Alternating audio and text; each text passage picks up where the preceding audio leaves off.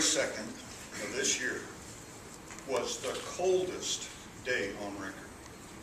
It was so cold that where I was up above Kings Peak in the high Uintas, it was so cold that you actually had to bust the air with the butt of your rifle so that you could move forward. And when the air was broken, it fell to the ground, and then I darn near suffocated, and I had to reach down and pick up air cubes and suck on them to breathe. That's how cold it was. And that's the day that over 10,000 acres burned in the Ashley National Forest. And I was blamed for it. The improper use of combustibles, they said. Well, I'm here to set the record straight. It really wasn't my fault. You see, I was up there and I was snowshoeing and the snow was deep, and I came to this one place where the snow had just been heaved up and all over, and there were bear tracks everywhere. And I could see that there were probably at least 2 bears that had a horrible fight. And while I was looking at all this, I noticed these beautiful crystals that were just hanging in the frozen air. And so I went through and I gently would take these crystals. I knew they had to be worth money, and I put them in my possibles bag.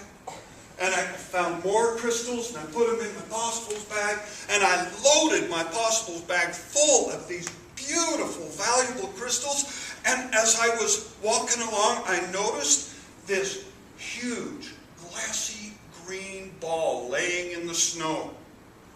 And I was overcome. It had to have been the biggest emerald I'd ever seen. I picked it up, and I put it in my possibles bag.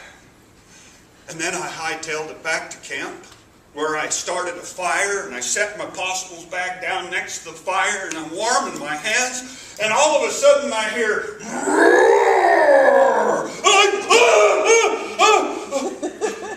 but there wasn't a bear there, but it sure sounded like a bear. And then, and I noticed my possibles bag. The flap on my possibles bag was going as it was roaring. And I open up my possibles bag, and I look inside just as one of those other crystals explodes, and it goes, and I'm watching all these beautiful crystals because they're next to the fire.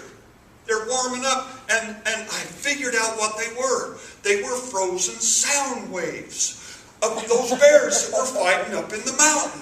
And so I'm looking in there just marveling at the noise of those 2 bears fighting with each other, when all of a sudden that great big glassy green ball explodes.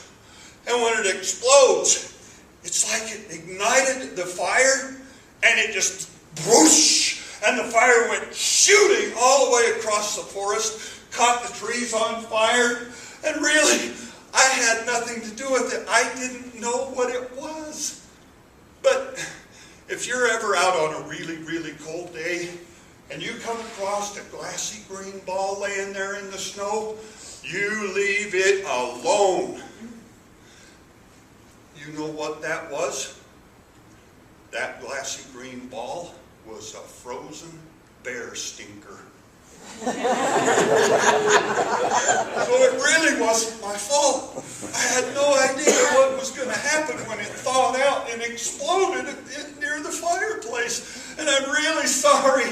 I don't want to have to pay the $12 million restoration. This is Toastmaster.